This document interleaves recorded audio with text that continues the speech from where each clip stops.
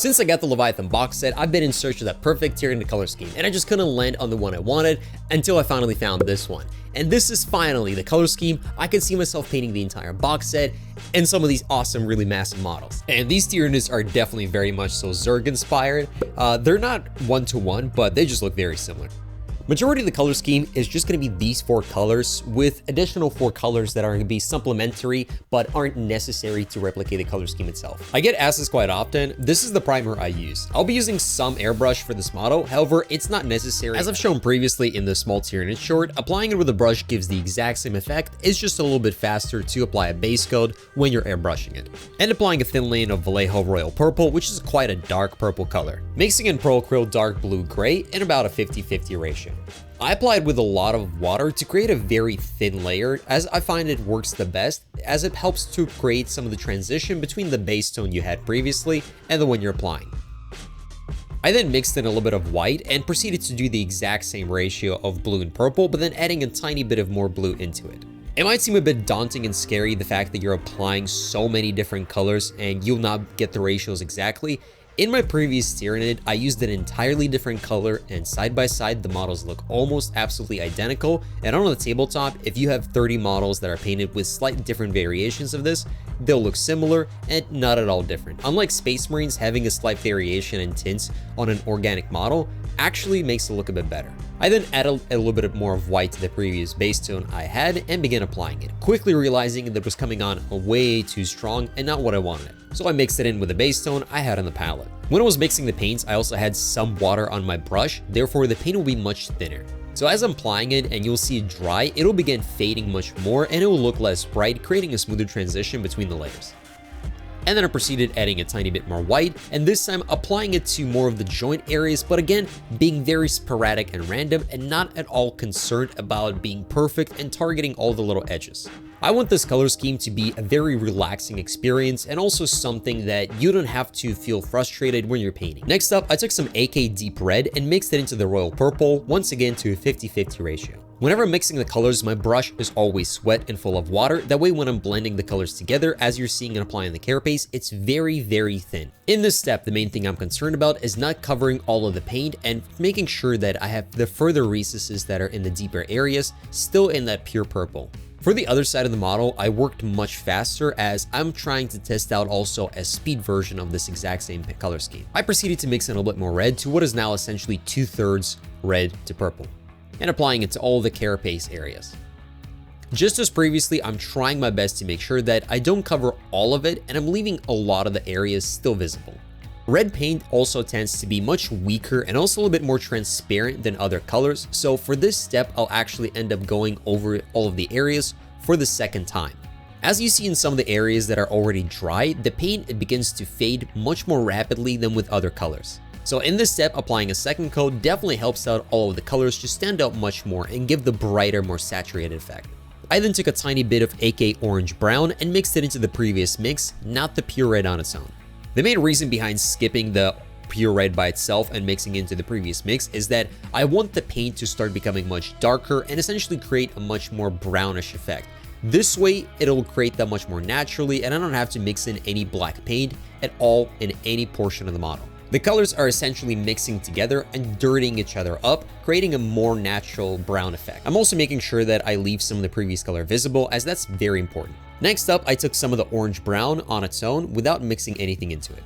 For this step right here, I actually did not include enough water onto my brush, so the paint is coming very, very strong and saturated and also leaving very clean marks. If that's an effect, for example, you want, it's definitely very good. However, in the future, I will actually be adding more water to create a much more smoother blended effect, as I will do on the other side of this model.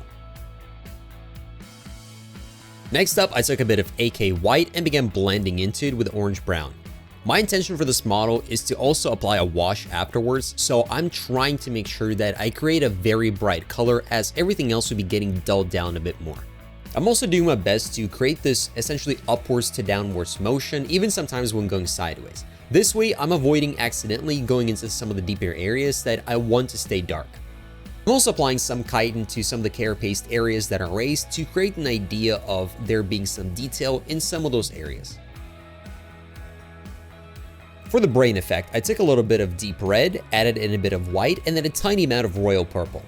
It has almost this very pleasant bubblegum effect look to it. From what I've been told, apparently brains are actually kind of gray colored. However, I like this bubblegum color much more, and it has this very cartoonish effect. I then mixed in a tiny bit of white to essentially highlight the raised areas and make sure that all the little bumps are much more visible, especially when you're looking at the model from far away. And as always, it's time to make my magic wash that I've just been really using and frankly, right about everything. It's Speed Paint Grim Black with a bit of Flow 8. I never have a set ratio for the swatch. I always just make sure that I have more Flow 8 than I do paint, especially when applying a wash. In this instance, it was about 3 drops of Grim Black to about 5 drops of the Flow 8. Afterwards, I grabbed a brush, loaded it with some water, and made sure that when I was applying it, I was dragging the brush on the surface, not just dipping it in. Due to such a large amount of Flow 8, you actually have a very long time before the paint begins to dry. I left the model to dry for about 10 minutes, and then when I got back, I made sure to varnish the model and kill some of the gloss that is generated by the Flow 8. For the base, I do actually use this paint, which is the Dioxazine Purple. I tried to avoid using it for the model, but for the base, I wanted to match the rest of my models, and it's the paint I have access to, and I plan on using it a lot. I ended up mixing a bit of turquoise into it. That's why you see a very sudden shift from the essentially very dark purple to a much brighter one. I then added a little bit of white to the turquoise I had and began drawing these almost like energy lightning lines on the base. Now, for the glowing brain part, I did use an airbrush. However, you don't have to if you don't have one. I have a video, I'll try to link it somewhere in the description, where I actually used a dry brush to generate a very similar effect, and I tried different variations on it, and frankly, it looks very similar. And as long as you spend a little bit of time on it and continue with the highlights and the bright colors and targeting some of those edges, you'll get the exact same effect if you don't have an airbrush. If you do, I do highly recommend it. It does make it a bit easier for yourself, but frankly, it's not required. And applying some Vallejo Game Color Warlord Purple to the area. Then grabbing some white and mixing it with the Warlord Purple to create a much more bright color that I'll be using on the brain. It looks nearly white, but there's still some pink in there. Generating these very bright colors in the middle is definitely what helps to create an illusion of somewhat of an OSL effect. I then added a bit of the Warlord Purple back into the bright highlight to target some of these edges where I want to create the idea that the light is hitting them and once again further enhance that illusion. I also felt the Carapace got a little bit too dark, so I mixed some of the white into the previous yellow I had and added a lot of water into it. That way when I'm applying it, it still looks like a bright color, however, it's not overly sharp, and once it dries, it's much more smoother and interesting. I also did so to the other side that, as you can see, looks vastly different as it was painted much faster. But as a result, it does have a really interesting organic effect. For the teeth, I used the exact same yellow I previously had and made sure that I gave them a nice highlight to make them visible. For the base, I took some of the Pearl Acryl Turquoise and mixed it into the airbrush, applying it to create a much more interesting glow effect on the base. Doing this particular effect without an airbrush is definitely going to be much more difficult, but if you were to glaze a very thin color, you could create something much similar.